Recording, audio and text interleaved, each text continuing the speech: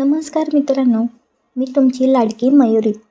आज मी तुम्हाला माझ्या आयुष्यातील एक अशी गुप्त गोष्ट सांगणार आहे, जी मी आजवर कोणाला सांगितली नाही. ही गोष्ट आहे माझ्या लग्नानंतरच्या एका अशा रात्रीची, ज्या रात्रीने मला एक वेगळाच अनुभव दिला. माझं लग्न झालं तेव्हा मी अवघ्या 22 वर्षाचे होते.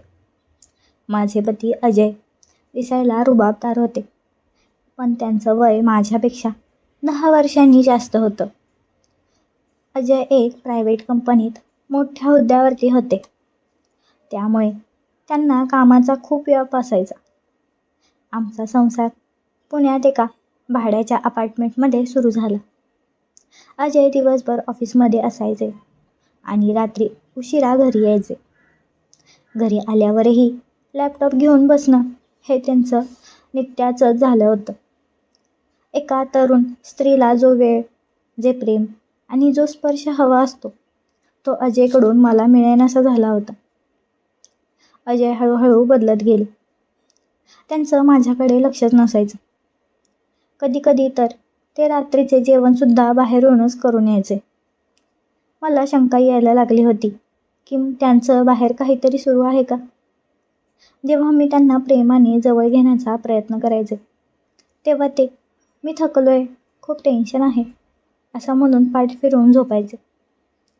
माझ्या शरीराची आणि मनाची भूक तशीच अधुरी राहायची. एके दिवशी अजय म्हणाले, "मयुरी, मला ऑफिसच्या कामासाठी 2 दिवस मुंबईला जावं लागणार आहे. तू घरी एकटीच असशील, काळजी घे." मी म्हटलं, "मला भीती वाटते, तुम्ही नका ना जाऊ." पण ते ऐकायला तयारच नव्हते.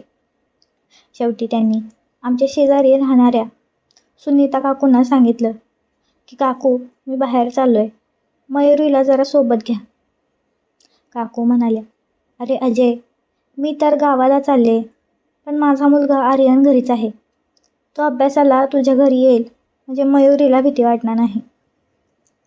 आर्यन अवघ्या 19 ते 20 वर्षाचा होता. कॉलेजला जाणारा, पिळदार शरीरयष्टी असलेला आणि दिसायला एकदम हँडसम. रात्रीचे 9 वाजले होते. मी हॉलमध्ये बसले होते. डोक्यावर साडीचा पदर नीट करत मी दरवाजा उघडला तर समोर आर्यन उभा होता. त्याच्या हातात पुस्तकांचा ढीग होता. त्यांनी पांढरा टी-शर्ट घातला होता, ज्यातून त्याचे पिळदार दंडाचे स्नायू स्पष्टपणे दिसत होते. "ताई, आईने पाठवलं आहे मला. तुम्ही झोपा, मी त्या हॉलमध्ये बसून अभ्यास करतो." आर्यन हळू आवाजात मला म्हणाला. त्याच्या आवाजात एक वेगळीच जादू दडली होती. मी त्याला आत घेतलं आणि बेडरूममध्ये झोपायला गेले. मला पण झोप कुठली येणार. माझ्या मनात सारखे विचार येत होते. बाहेर एक तरुण मुलगा बसलाय आणि मी इथे बेडवर एकटीच लोळत आहे. मी जरा वेळ पडले तर खरं, पण माझ्या खाली जी आग लागली होती आणि गुदगुल्या होत होत्या, त्या मला कशा पण करून शांत करायच्या होत्या. त्यानंतर मी हातानेच खेळ सुरू केला. थोडा वेळ मी जरा शांत झाले. त्यानंतर रात्रीचे 12:30 झाले असतील. बाहेर पाऊस पडायला सुरुवात झाली होती आणि वातावरणात एक वेगळाच गारवा निर्माण झाला होता. मी अर्धवट झोपेत होते. अचानक मला जाणवलं की बेडरूमचा दरवाजा हळूच उघडला गेलाय. मला वाटलं, कोणी चोर तर नाही ना. मी डोळे गच्च मिटून घेतले. कोणीतरी अगदी हळू पावलांनी माझ्या पलंगाजवळ आलं. काही क्षणातच मला माझ्या हातावर एक उष्ण स्पर्श जाणवला. कोणीतरी आपली बोटं माझ्या हातांवरून, खांद्यांवरून सरकवत होतं. तो स्पर्श इतका मऊ आणि रोमॅन्टिक होता की माझं शरीर थरथरू लागलं होतं. तो हात आता माझ्या मानेवरून खाली सरकत होता. माझ्या ब्लाऊजच्या मागच्या दोरीला त्या स्पर्शाने स्पर्श केला. माझं हृदय इतक्या जोरात धडधडत होतं की मला वाटलं, समोरच्याला त्याचा आवाज येईल की काय. मी हळूच डोळे उघडले तर समोर आर्यन होता. तो माझ्या सौंदर्याकडे, देवाकडे पाहावं तसा पाहत होता. त्याच्या डोळ्यात प्रचंड ओढ होती. मी दचकून उठून बसले. "आर्यन, हे काय करतोयस तू?" तो घाबरला. त्याचे हात थरथरू लागले. "सॉरी ताई, मला माहीत नाही मी हे का केलं, पण तुम्ही इतक्या सुंदर दिसत होतात की मला स्वतःवरती ताबाच राहिला नाही.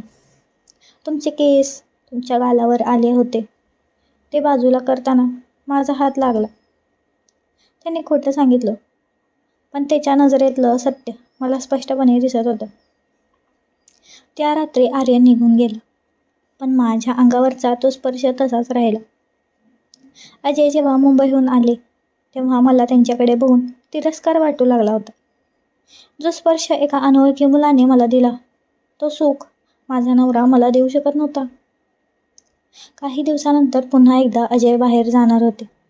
यावेळी मी मनाशी ठरवलं होतं की मला नेमकं काय हवं आहे. मी स्वतःहून सुनीता काकूंना फोन केला आणि आर्यनला अभ्यासासाठी माझ्याकडे पाठवायला सांगितलं. आर्यन आला तेव्हा त्याच्या डोळ्यात भीती आणि उत्साह दोन्ही होतं. मी त्या रात्री खूप छान नटले होते. अंगावरती पातळ साडी, ओठांवर हलकी लिपस्टिक आणि केसात मोगऱ्याचा गजरा.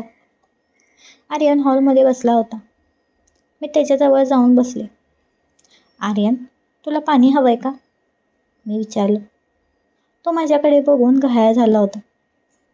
ताई, तुम्ही आज खूपच आगाऊ दिसताय, तो हसून म्हणाला. मी त्याच्या जवळ गेले आणि त्याच्या कानापाशी जाऊन कुजबुजले. आर्यन, त्या रात्री तू अर्धवट सोडलेलं काम आज पूर्ण करायचं आहे. माझ्या या वाक्याने आर्यनचा ताबा सुटला. त्याने माझा हात पकडला आणि मला स्वतःकडे ओढलं. आमचे श्वास एकमेकांना भिडले होते. त्याने हळूच माझे पाय उचलले आणि मला जवळ घेतले. साडीचा पदर केव्हाच खांद्यावरून खाली पडला होता. त्या रात्री आम्ही दोघांनाही एकमेकांच्या जवळ येऊन सुखाच्या अशा लाटा अनुभवल्या ज्या मी आयुष्यात कधीच अनुभवल्या नव्हत्या. सकाळी आर्यन लवकर निघून गेला. मी खूप खुश होते, पण हे सुख फार काळ टिकणार नव्हतं. 2 दिवसांनी अजय घरी आले, पण त्यांच्या वागण्यात काहीतरी विचित्र होतं. त्याचं लक्ष फोनमध्ये असायचं. एके दिवशी ते अंघोळीला गेले असताना मी त्याचा फोन चोरून पाहिला. मोबाईल उघडताच माझं जगच फिरलं. अजयचे एका मुलीसोबत खूपच जवळचे फोटो होते. ते कुठेतरी फिरायला गेले होते. इतकंच नाही तर अजयने तिला एक महागडं फ्लॅट घेऊन दिला होता. मला धक्का बसला की ज्या माणसासाठी मी माझं घर सोडून आले, तो मला इतका मोठा धोका देतोय. मी गुपचूप त्यांचा पाठलाग केला. अजय त्या मुलीला भेटायला एका निर्जन बंगल्यात गेले. मी बाहेरून खिडकीतून पाहिलं तर ते दोघं खूप जोरात भांडत होते. अजय ओरडत होता, मी तुला इतके पैसे दिले तरी तुला अजून काय हवंय? अचानक अजयने रागाच्या भरात त्या मुलीचा गळा पकडला आणि तिला भिंतीवरती आपटलं. 2 दिवसानंतर बातमी आली की त्या मुलीचा संशयास्पद मृत्यू झाला आहे आणि पोलिसांनी या प्रकरणात माझ्या नवऱ्याला बेड्या ठोकल्या आहेत. अजयने केवळ मलाच फसवले नव्हते, तर तो एक गुन्हेगारी प्रवृत्तीचा माणूस होता. अजय तुरुंगात गेले. मी त्यांना घटस्फोट दिला. माझ्या आयुष्यात आता पुन्हा एकदा एकटेपणा आला होता. पण यावेळी मी खचले नाही. मी माझ्या आईवडिलांकडे राहायला गेले आणि स्वतःचा एक छोटा गृह उद्योग सुरू केला. रात्री जेव्हा मी एकटी असते तेव्हा मला आर्यनच्या त्या स्पर्शाची आठवण येते. खरं तो स्पर्श चुकीचा होता की बरोबर हे मला माहीत नाही, पण त्या एका रात्रीने मला जाणीव करून दिली की माझं स्वतःचंही काही अस्तित्व आहे. आज आर्यन पुन्हा एकदा माझ्यासमोर उभा आहे. तो आता मोठा झालाय, समजूतदार झालाय. तो माझ्याकडे पाहून मंद हसतोय. आमच्यात आता कोणतंही नातं नसलं तरी त्या एका रात्रीचं गुपित आमच्या दोघांच्या मनात कायम राहील. तर मित्रांनो, ही होती माझी कथा. कधीकधी आपण ज्यांच्यावर विश्वास ठेवतो तेच आपल्याला धोका देतात आणि कधीकधी एखाद्या अनोळखी स्पर्श आपल्याला जगण्याची नवी उमेद देतो. कथा कशी वाटली हे कमेंटमध्ये नक्की सांगा.